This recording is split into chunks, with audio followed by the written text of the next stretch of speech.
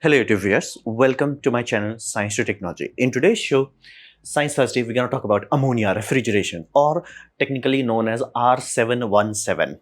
So let's dive deep into it. So what exactly is the requirement that we need something like ammonia? Well, there are many industry and commercial sector that needs a lot of cooling, meaning they are so heavy demand, meaning if you pick up the phone and call them, it's like, bro, I need a AC for like, let's say 5 ton or something like that, they'll put the phone. There's like, nope. So minimum, and I mean like big players will not even pick up your phone, like minimum is 50 tons. Like we are talking about some heavy load, and you have to understand whenever you're talking about your air conditioning, 5 ton of your air conditioning versus 5 ton of commercial sector air conditioning is completely different, because duty cycle would be high. So that would be 5 ton, but it has to keep running, keep running. That's why they spend so much money on centrifugal systems. The reciprocating piston will not last very long time, and if you can have it by spinning motion, it's much more desirable. So even with the same tonnage, you will just have much more brutal loading on it. So 50 ton or more and 24/7. For example, if you are talking about cold storage, trucks will be coming in, trucks will be going out, and you want the whole place to be refrigerated, not cooled, not cooled. It's not air conditioning, it's refrigerated, meaning the inside place people have to wear actually what we call thick jackets and like winter suit, winter clothing, so they can work inside it safely. And yes, they could be as low as -10 degrees Celsius. So this is a very heavy task, meaning not only the tonnage is high, but it also runs 24/7. It's not like, oh, during the daytime is a high load, during the nighttime is low load. No, full 24/7. So that's the fundamental difference here. And another aspect, high efficiency is a must. Why? Well, whenever you are talking about a household air conditioning, so you could have a rating. Let's just say in case of India, we have Indian Seasonal Energy Efficiency Ratio. So ISAR, that's a number. In all our air conditioner, you can find that number. So that number, let's say, is 5 versus 5.5. So 5 is costing you, let's say, 40,000 rupees. Just focus on the number. 5 is 40,000 and 5.5 is 50,000. You're paying a lot more for just a little bit of efficiency gain. It does not make that much economical sense to buy that for household application. But here, because it's running 24/7, even if the gap was 5 versus 5.05, people will say, shut up, take money, because the running cost is such a high penalty, so to say, meaning they want to make sure that they are consuming least amount of energy, because their energy bills are literally in megawatt hours, not kilowatt hour, not household units, megawatt hours. So yeah, even a small bit of efficiency gain, shut up, take money. And we call it R717. And thankfully, this is ironically one of the good things about refrigeration. We literally had good refrigeration, very good ideas, awesome things, and then we went cuckoo, then we destroyed ozone, and then we come back.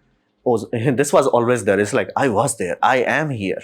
And this puppy has zero global warming potential. Like, nature does not care about it, because again, nature has an ammonia cycle. It creates ammonia, destroys ammonia. It's like keeps circulating. It's no problem. You do not have to worry about it. Ozone depletion potential, zero. You don't have to worry about it. And because it's a naturally occurring thing, our noses have improved senses according to this, because it at higher concentration can poof you.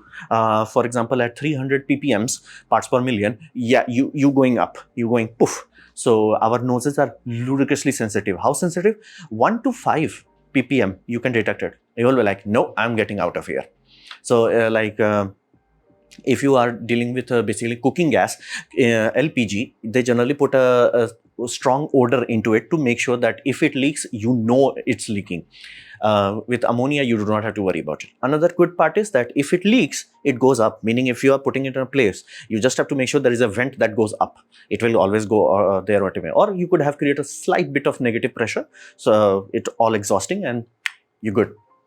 So that's why we wanted something that A, that is efficient, B, that has no penalty to the atmosphere. So chocolate milk, meaning the chocolate part is energy saving, milk part is it does not affect the environment. So let's understand some context, how old we are talking about. Yeah, the first time people started to take refrigeration seriously, or the refrigeration that you and I can understand, started in 1876, introduction of refrigerants, so to say.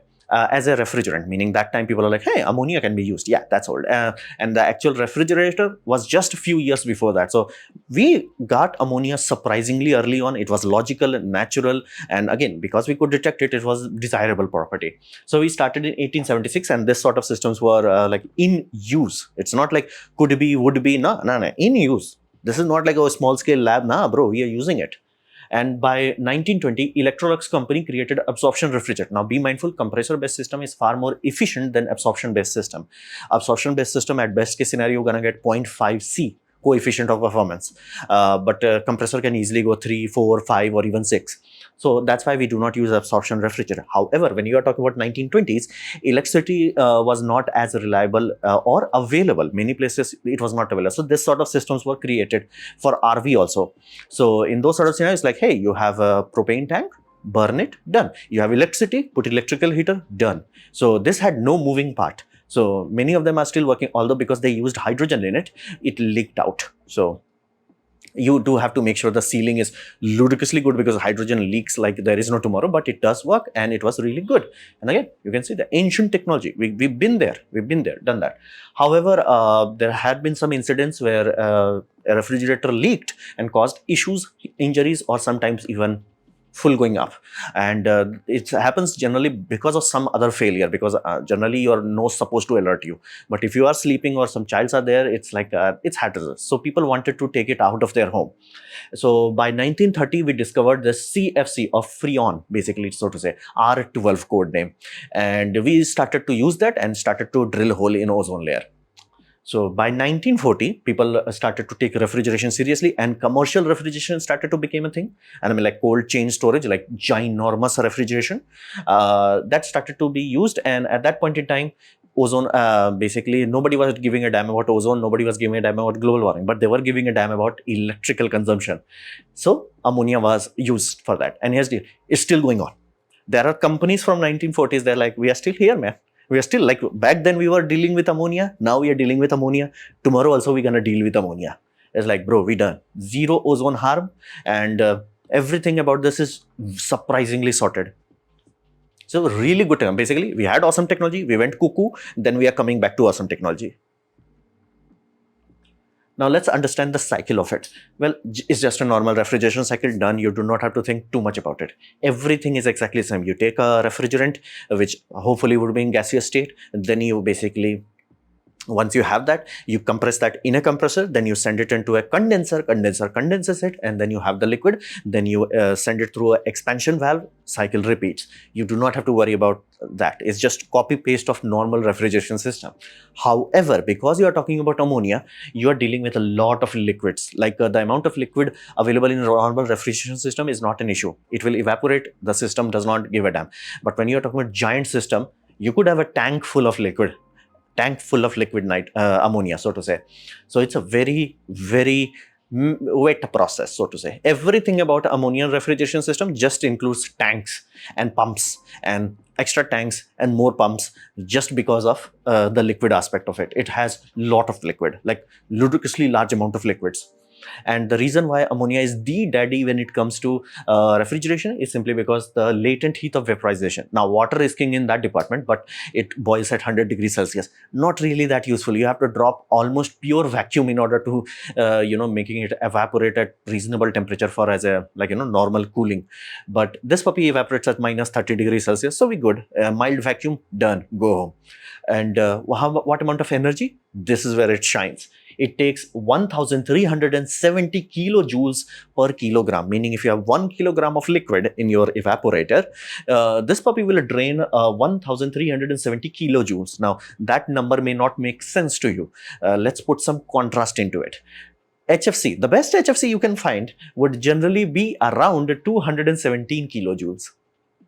It's order of magnitude better. It's not little bit better. Nah.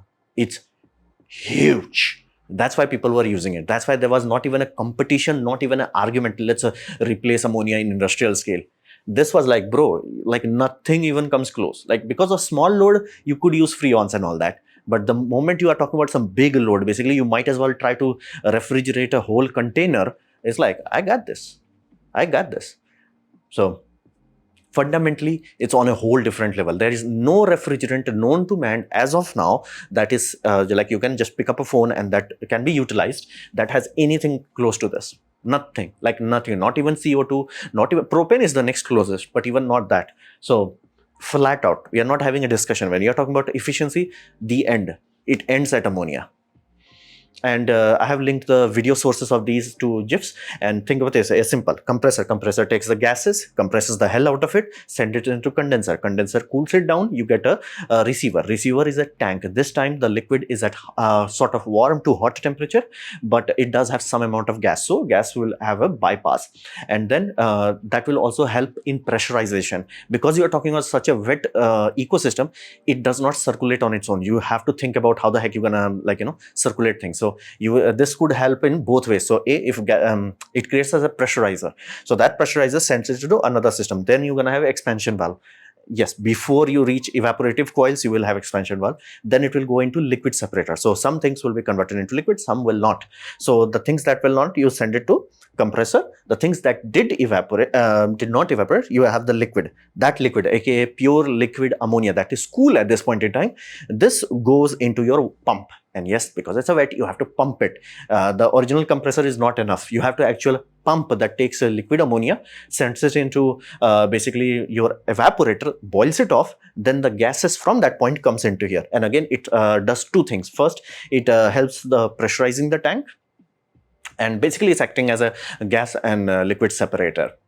And so all this system allows us to do this cycle quite efficiently. It's exactly same, it's just that you have to deal with liquids. You have to deal with pressurizing the thing. You have to deal with making sure that you do not send the liquid into compressor. Does not matter what compressor you're talking about. Liquid goes into the compressor, compressor goes bye-bye. So we have to make sure of that. And this liquid, again, you are talking about so much cooling power that generally these are used in cold store systems. So day one, when like it's hot and you triggered it on, it will take a weeks or month to cool it down. Once it's a cool down, most of these things are just there. It's like lol, like you basically have overcapacity. And this also helps in that scenario where it's like a truck comes in with hot produce. It's like, no problem, bro. It's like start to cool down. This will start to drain. You do not even have to do anything. It's like compressor will not do PWM. It's like, bro, I'm running. Me good. It does not need to. The receivers and the liquid separator, they will handle the surge, so to say. You do not even have to change it. So that's why we have to. And again, you need two pumps. Because efficiency is such a big deal in this sort of scale, people figure out, what if we pre-cooled it, so to say. So they have a second compressor. So we call compressor high stage, compressor low stages. So low stage basically locks into this.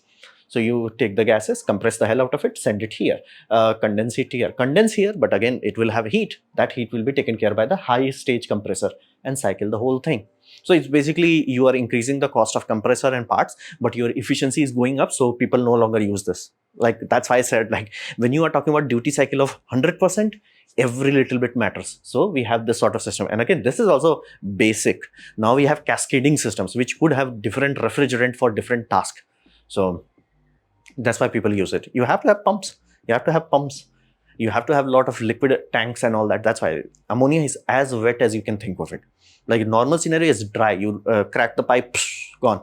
It will pour out liquid and it will take hours to evaporate away because that much liquid is there. So that's the cycle part of it.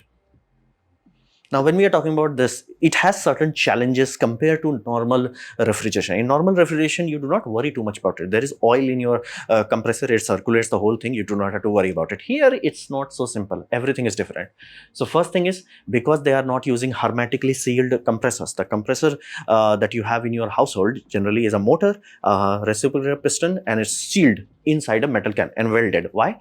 So they can make sure air does not go in and nothing comes out. Hermetically sealed. Super awesome. That's why our refrigeration system can last for decades. Compare this to, let's say, your car, internal combustion engine cars, where they have a compressor, high pressure side, and then they have a shaft spinning.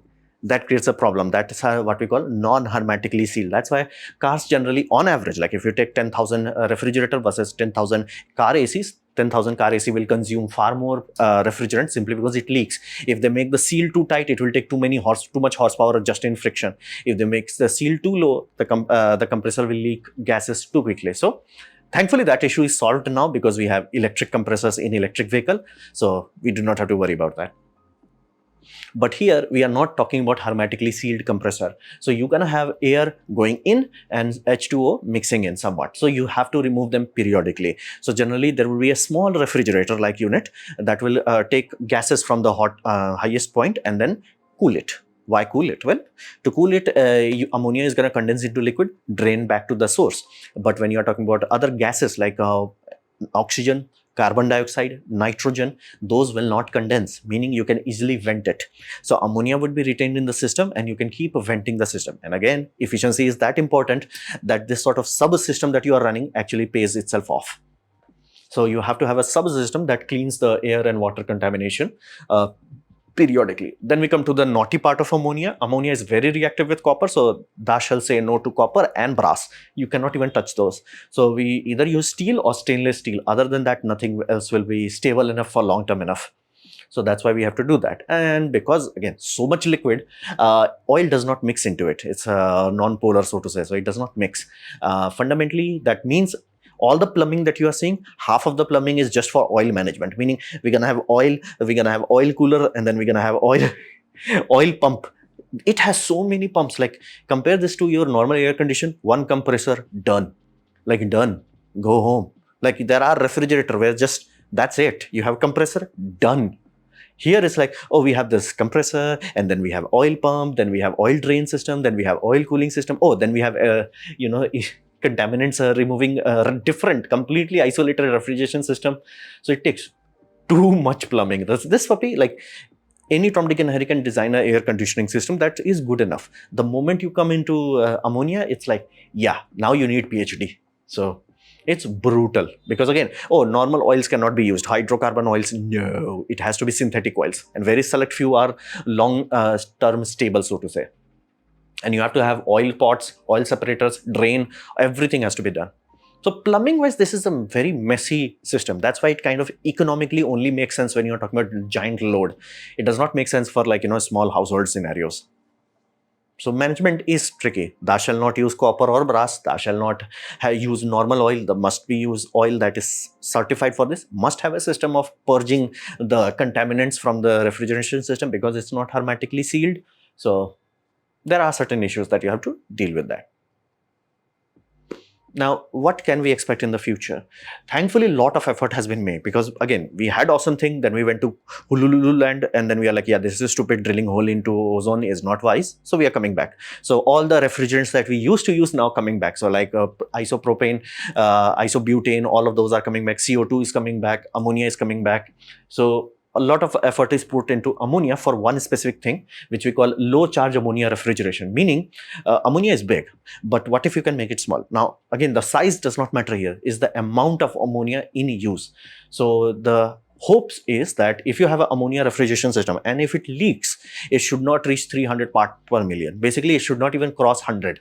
It should be stinky enough that you can detect it and run away from there and should not cause any harm to humans. Even if somebody passes out and falls into the floor, they will be passed out, but they will not go up. So that's the another point of it. So if you are using ammonia based system, you should not have to worry about it. It's like, okay, it's hazardous scenario. Again, that's why for industrial system, you do have to pay for safety and security. But here, if you are dealing with low charge ammonia refrigeration, you do not have to worry about it.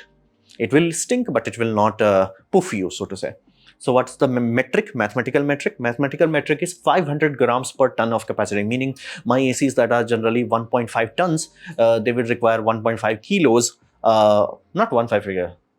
500. Yeah, around 750 grams of ammonia to do. So that's the aim of it. So little that it does not cause an hazard, and it's like it's a minor inconvenience rather than like health hazard, so to say. And more places and places could use it with multiple scale units, meaning you can have just a simple. Right now, it's you go into industrial sector, it's like, I want a refrigeration system. Like, cool, bro. We're gonna send our engineer. They're gonna sit with your engineer. Then we're gonna scan the whole thing. Then we're gonna calculate the load. Then we're gonna figure out the piping. No. You want it? Here's a truck. Truck drops the stuff. Truck goes away. Done. So that's the aim of it, meaning now we can use ammonia in other places. And again, the COP benefit is that high that if you are dealing in Germany is ludicrously expensive electricity, is short up take money. If you're dealing with India's a limited solar system, meaning let's say I have a solar rooftop and that rooftop is making like, let's say 500 kilowatt, again, big building. In those sort of scenario, that 500 kilowatt is your limited resource. So high efficiency, you will pay for it because again, you may be in remote location where you do not have grid. So more places, everybody wants ammonia. It's just that we are trying to shrink the technology so it can be utilized. So that's, you can see, like a lot of companies are like, okay, we used to have this. Now we are just like, what if we compress it? The sweet dream right now, which we are very close to, is just that this is a normal shipping container, done, go home. That's the end game. Done, go home. And many of these systems have glycols, so you do not even have ammonia going into your structure. So you will just have glycol, that supercooled glycol or supercooled water. And you're like, can we use that? Well, yeah, majority of large chillers literally cool the water. That water goes into your room in hotel, and that room is cooled by what we call fan cool unit. So it's like plug and play operation, so to say. So it's not that big of a deal. So more places, more scales, if that can be done, awesome. And it will have a big enough impact. Like all the talks about magnetic refrigeration, that would be just 10% market penetration of this. Like that's how big impact it will make today, and no global warming potential, no ozone drilling, and nothing else. And yes, it is a stinky scenario, especially in low charge, but it's not a hazard. And if you are in industry, you have other things that will poof you. Ammonia is not in your to worry about list. Another aspect is cascading systems. Some people are trying to use this system, but rather than having heavy water carrying things, what if you have refrigeration working on it? So what would you use? Well, CO2. Because again, we used to use CO2, again, non-lethal, non-flammable, all that jazz, but it does require kind of like, cold ambient temperature. What if you use cold ambient of this? Done. So basically you cascade it, and benefit of CO2, A, the pipings are very small, B, they circulate on their own. So basically compressor is the primary energy consumption, nothing more than that. And that way you can have best of both worlds. So many people are trying to shrink the sizes, right? The aim is buildings should be able to use these. That's the whole point. At least buildings, big schools, warehouses and all that. It should not be like, very, very large, very heavy duty cycle, very expensive thing. It should be like, just take it like, oh, you have Freon based refrigeration system. You used to have that, poof, and put this one. And yes, it is a bit bigger, physically bigger, but the energy saving is so much that it's like, sure, take money. I've linked the video down below. So that's the aim that we are looking for. More and more companies just like, we can shrink it. Like nothing in physics saying that you can't shrink it. And especially if you cascade it, you solve all of its issues. Like ammonia is limited in one very concentrated spot. So the charge needed is very tiny. So a lot of things can be done. And again, I would not be shocked somebody figures out how to do hermetically sealing these things also. That can be done. So there's a lot of amazing future in ammonia. That's why I'm like, don't fall into that tech bro solution. What if we had this? Is like, what if we just go back to the better thing and improve this thing? So this was my presentation on basically ammonia based refrigeration system. Hopefully you have liked it, learned from it. In that case, please click the like button, share it amongst a friend. That will help me a lot. If you didn't like it, didn't enjoy it, I urge you to press dislike, press it twice to show me extra disappointment. Please leave a comment because I do try to reply to all of them. Subscribe, press the bell icon if you're free, and as always, thanks for watching.